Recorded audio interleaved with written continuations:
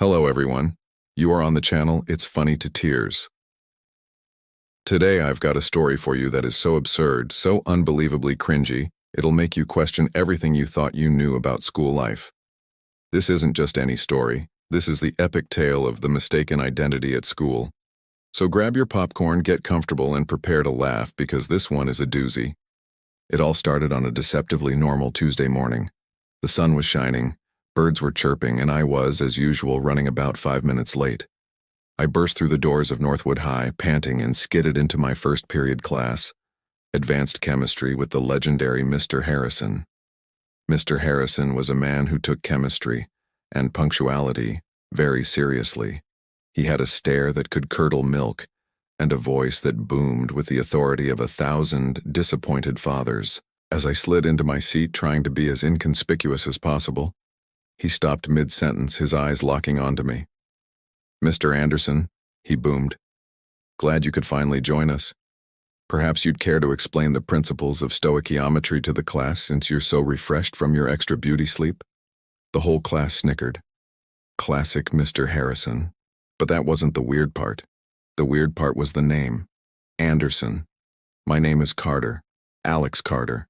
I'd been in his class for 2 months. I just stammered, "Sorry, sir," and tried to melt into my chair. I figured he just had a brain fart. It happens, right?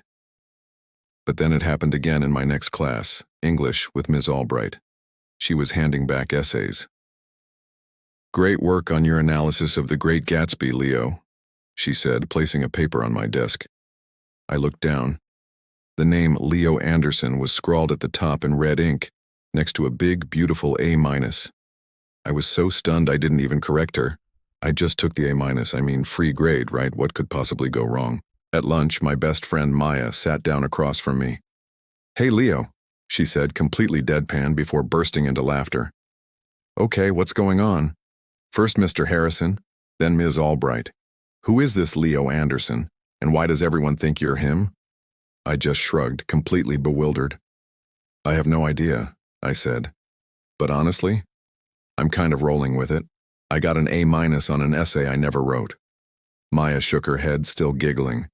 "You're playing with fire, dude. This is going to blow up in your face spectacularly." She was not wrong. The mystery deepened after lunch. I was walking to my locker when a girl I'd never seen before, a very cheerful girl with bright pink hair, ran up to me. "Leo! Oh my gosh. I'm so glad I caught you. You were amazing at the debate club tryouts yesterday. Your rebuttal on fiscal policy was just, wow." She was beaming at me. I, of course, had been at home yesterday, trying to teach my cat how to high-five. It was not going well. I definitely was not debating fiscal policy. But this girl was so enthusiastic I couldn't bring myself to crush her spirit. "Oh, thanks," I managed to say. "I was just in the zone." She squealed with delight. "I knew you'd make the team. See you at practice." And she skipped away, leaving me standing there in a state of pure confusion. Okay, so now I was a chemistry latecomer, an English prodigy, and a debate club star. Who was this Leo Anderson? He sounded kind of awesome, to be honest. A little part of me was starting to enjoy being him. The day continued in this surreal fashion. In gym class, Coach Miller clapped me on the back and said, "Anderson, great hustle at soccer practice.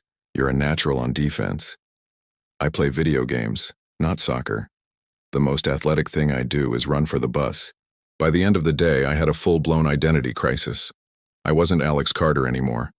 I was Leo Anderson, the multi-talented, super-involved, academic and athletic wunderkind. When I got home, I did the only logical thing I could think of. I looked up Leo Anderson in the online school directory, and there he was. His picture popped up, and my jaw hit the floor. We looked identical, not just similar. We could have been twins.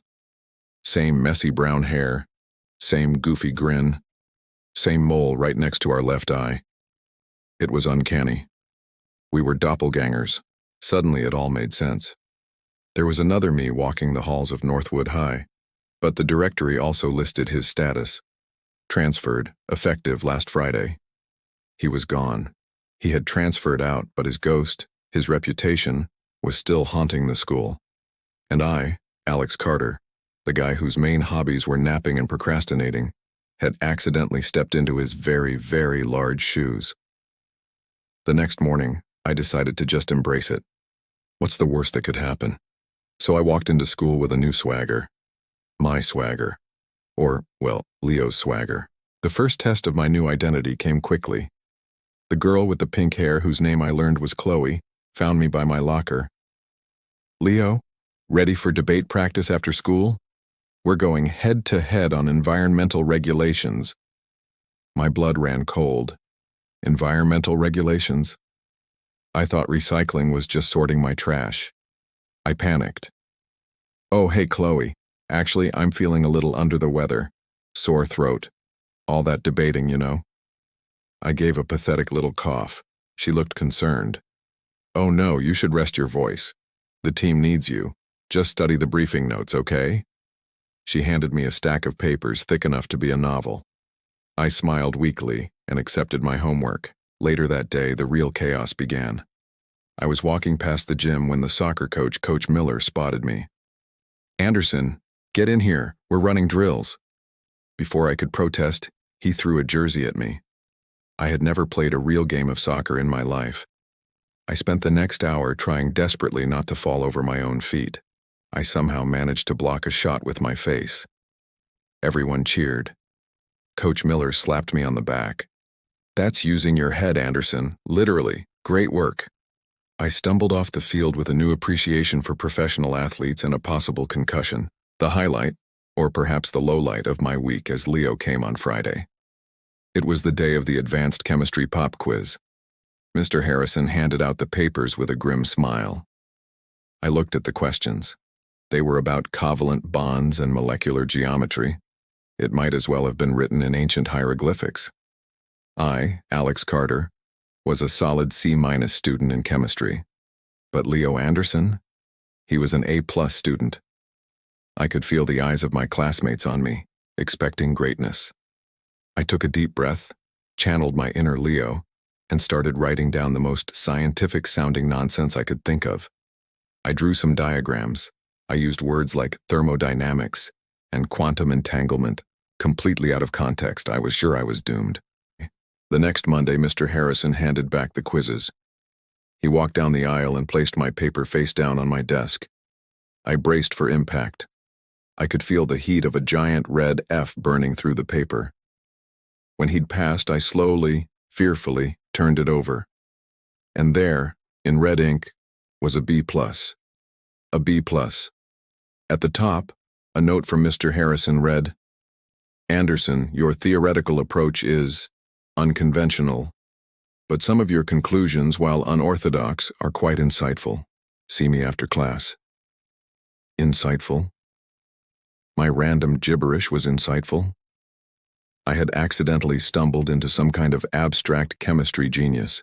This Leo guy was rubbing off on me in the weirdest ways. I was starting to think I could pull this off forever. I was Alex Leo Carter Anderson, the accidental overachiever. But as Maya had predicted, it was all about to blow up in my face. It happened in the school assembly.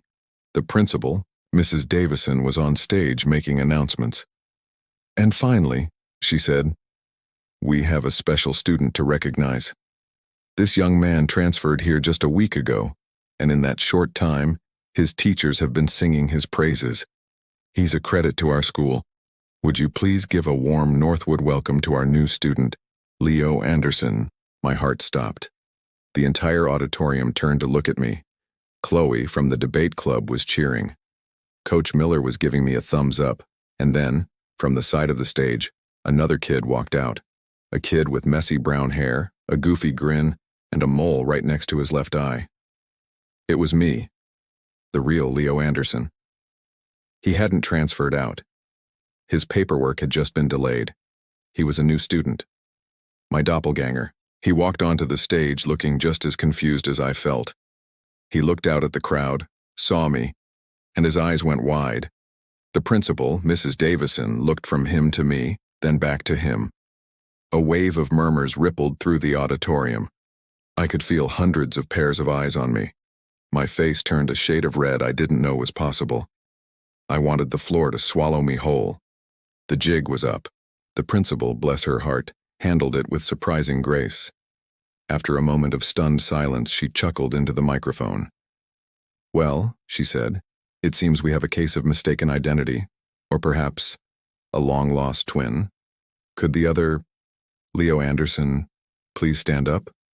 Mortified, I slowly got to my feet. The entire school erupted in laughter. Not mean laughter, but genuine, rolling in the aisles hilarity. Even the teachers were cracking up. The real Leo Anderson was laughing on stage, shaking his head in disbelief. After the assembly, Leo and I were an instant school celebrity duo. Everyone wanted to hear the story. Leo was a great sport about it. He thought it was the funniest thing he'd ever heard. "So you're the one who wrote that crazy chemistry quiz?" he asked, laughing. "Mr. Harrison showed it to me. He said it was either the work of a genius or a madman. I guess now we know." We actually became really good friends. Turns out, we had a lot in common, besides our faces. We both loved a specific brand of cheesy sci-fi movies and had a mutual agreement that pineapple on pizza is a crime against humanity. So what did I learn from my week as Leo Anderson? Well, for one, I'm never taking credit for someone else's essay again, no matter how good the grade is. I also learned that I'm capable of more than I thought. I even stuck with the debate club. Turns out, I'm not terrible at arguing. And I did not stick with soccer. A concussion is a pretty good deterrent. Most of all, I learned that sometimes the most embarrassing moments make for the absolute best stories. It's a memory that still makes me cringe and laugh at the same time. And that's the story of my epic case of mistaken identity. Have you ever been mistaken for someone else? Let me know in the comments below. I'd love to hear your stories.